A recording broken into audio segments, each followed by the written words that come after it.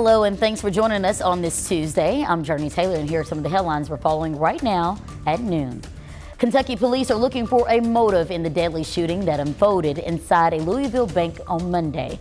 What we have learned today in less than 2 minutes. Spring break is now a memory for many, but that doesn't stop you from planning your family's next adventure. How does a themed dining trip sound? Well, at 12:16, we have a closer look at an old trend that's making a comeback. Plus, Peter Pan, Tink, Wendy, and the Lost Boys are coming back to a screen near you. When to expect them and our must-see headlines just ahead. But first, of course, we have to find out what's happening in weather. We have meteorologist Corrales here. Hello on this beautiful, beautiful Tuesday. How are you? Absolutely gorgeous. Honestly, this is the type of forecast that people always look forward to. Sunny skies, temps in the 70s, not too hot, not too cold. Matter of fact, we're clear out there that you can almost see straight down towards the surface, seeing where the Delta region carves out the land there. Just a few cumulus clouds to our west. Otherwise, we are sunny. Temperatures are mild this afternoon, upper 60s to low 70s, and we're still seeing those temperatures climb. Across central Arkansas, most locations are already in the low 70s, nearing the mid 70s in Cabot, Whitehall, and Sheridan as well, with highs expected to near the mid, possibly even upper 70s, especially to our south, with lots of wall-to-wall sunshine. We're going to continue to see a warming trend over the next few days, with highs approaching 80 degrees by the end of the week. I'll let you know what else we can expect for this upcoming week, including when our next chance of rain is. That's coming up in minutes.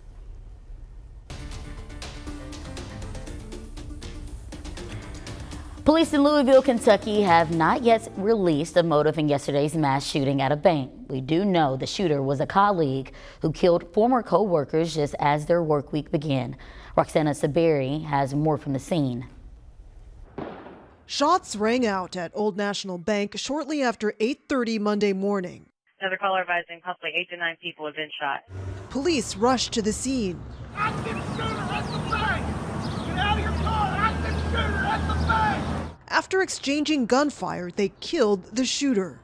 Police say the gunman, 25-year-old Connor Sturgeon, was armed with a semi-automatic AR-15 style weapon and worked at the bank, which was closed during the attack. He's texted a friend, called a friend, left a voicemail. He's going to kill everyone at the bank, feeling suicidal. Police are investigating a possible motive. The evil incident that took place on yesterday should never have been played out. All 5 people killed were other employees of the bank. We were in the back conference room. Whoever's next to me got shot and hit bloods on me from it. One of the victims, 63-year-old Tommy Elliott, was a close friend of Kentucky Governor Andy Beshear. Tommy Elliott helped me build my law career, helped me become governor, gave me advice on being a good dad. 9 people were transferred to the hospital, including 2 officers responding to the scene. One of them is 26-year-old rookie Nicholas Wilt, who graduated from the police academy less than 2 weeks ago. He was shot in the head. The heroism of my officers on yesterday, who responded in 3 minutes to encounter and engage this suspect and to stop the threat from him actually taking additional lives, should truly be recognized. Wilt is in critical but stable condition after brain surgery at the University of Louisville Hospital. 3 other injured patients have already been released from the hospital. Roxana Saberi, CBS News, Louisville, Kentucky. And now to news closer to home. A man is now in jail charged with shooting and killing someone in Conway. Sunday afternoon, police arrested 52-year-old Paul Fowler. Around 12:30, they responded to gunshots near Davis Street and Lee Avenue and found someone shot. The victim was transported to a local hospital but died from their injuries.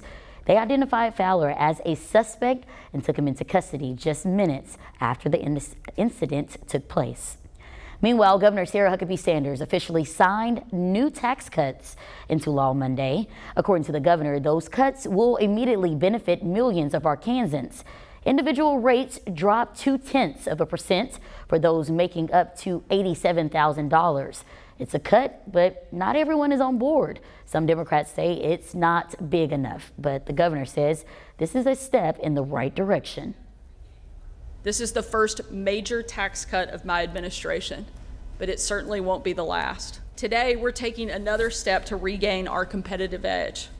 Now we have more information about those cuts over on our website, that is thv11.com. Governor Sanders also managed to see all three of her main legislative efforts turned into law. That includes a public safety push that led to a rewrite of the state's parole system. A dozen or so family members and advocates rallied at the Capitol yesterday opposing those new guidelines. Most on hand urged a reversal of mandatory sentences and more forgiving parole. The Protect Arkansas Act does the opposite, increasing the amount of time inmates must serve before parole for dozens of violent crimes.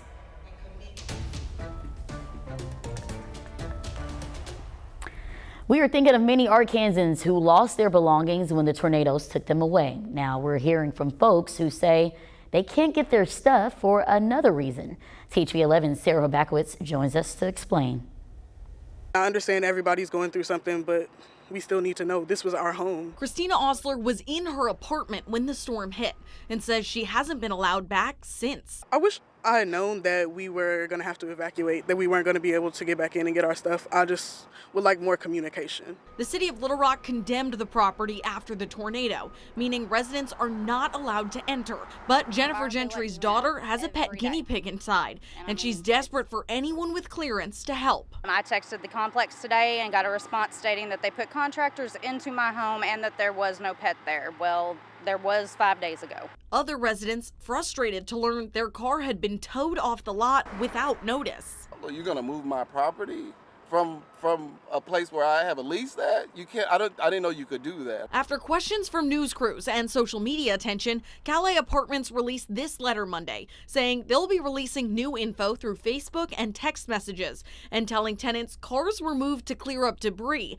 and a structural engineer needs to finish building safety inspections on an unknown timeline before residents can return. How many times have you been back here just trying to get in? Too many times. Trying to find a home to live in right now, you can't find them. And it's not like all of us have extra money just sitting around for us. Our lives are behind these gates. Well, now we've learned that all leases at Calais Forest are terminated and any paid rent for April will be refunded. If you need help this afternoon, we have a list of sensors on our website, thv11.com. Now to Jacksonville, where recovery and rebuilding continues this week. A big effort going into finding permanent homes for people impacted by that same tornado. On Monday, Mayor Jeff Elmore met with the Department of Human Services to find long-term housing solutions for more guidance. DHS plans to help put people into hotels, and the mayor says FEMA has given vouchers, but unfortunately they don't work for everyone, and that's where the city steps in. People have had to have a credit card for a deposit, and a lot of people don't have that, so the vouchers have not helped them. This will put them in there, no questions asked, 100% they're taken care of. While the permanent housing efforts continue, the First Baptist Church in Jacksonville has been working around the clock to provide a roof for those who lost theirs and say they'll keep their doors open for as long as needed. And hands from around the nation are coming together to help get things restored after such a devastating natural disaster here in Arkansas, which includes a lot of trips to the store for cleaning supplies, and home improvement stores are getting involved. After the storm hit, Lowe's associates distributed buckets filled with critical cleaning supplies in areas hit hard. Now, the company has pledged $500,000 to support relief efforts by the American Red Cross. Now, we don't want to leave out Home Depot, who is getting involved as well, donating $400,000 across areas that were affected. Disaster relief kits have been donated to the school district to be distributed to those who need them. They also have support set aside for employees affected by the storm. Now, remember, you can text the word GIVE, that's G-I-V-E, to 501-376-1111 for a list of ways to help those impacted by the tornadoes. There are more than a dozen organizations in need of your time and donations. Again, just text GIVE to the number on your screen.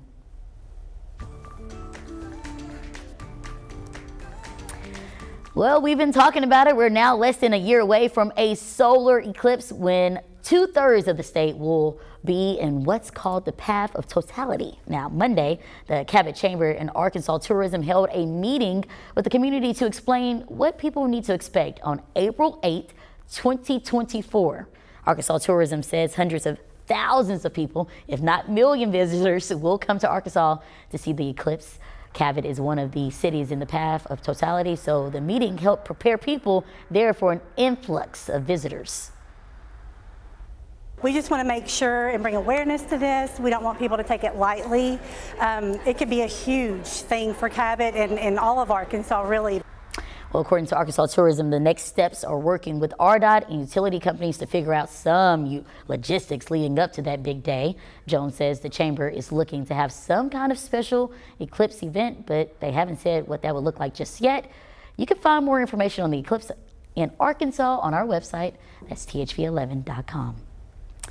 Well, it's not dinner time, but it doesn't hurt to start thinking about it. But this isn't your average meal. I'm talking about themed dinners. In about 3 minutes, we'll show you the travel trend that's making a comeback. Also making a comeback, a good day for nice weather. A beautiful day, yeah, absolutely. And we're going to continue to see this quiet pattern continue over the next few days. Coming up, I have a full check of that forecast for the upcoming week in minutes.